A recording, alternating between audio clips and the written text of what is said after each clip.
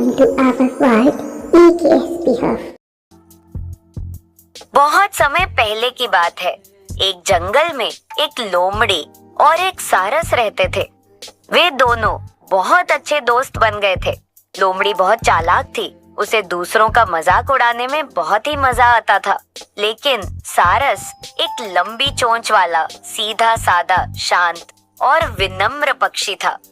एक दिन लोमड़ी को एक शरारत सूझी।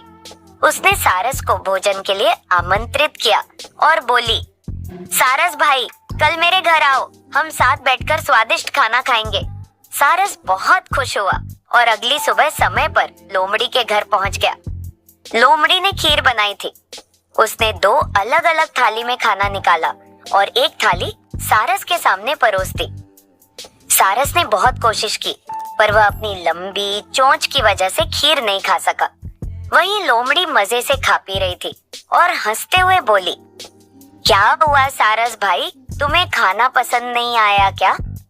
सारस को बहुत बुरा तो लगा, लेकिन उसने शांति से कहा, नहीं नहीं बहन, खाना तो बहुत स्वादिष्ट है, शायद मैं ही ठीक से नहीं खा पा रहा हूँ।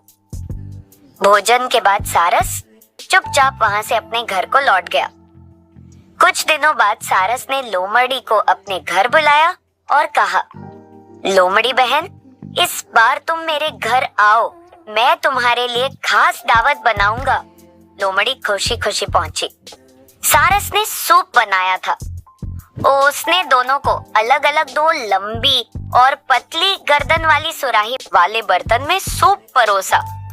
सारस ने तो अपनी लंबी चोंच से आराम से सूप पी लिया, लेकिन लोमड़ी का मुंह सुराही में गया ही नहीं, तो वह सूप का स्वाद ही नहीं ले पाई।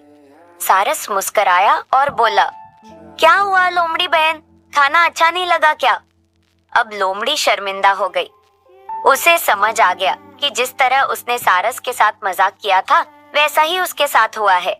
फिर उसने सिर झुकाया और सारस से अपनी गलती के लिए माफी मांगी। शिक्षा, मोरल ऑफ द स्टोरी, जैसा करोगे वैसा भरोगे।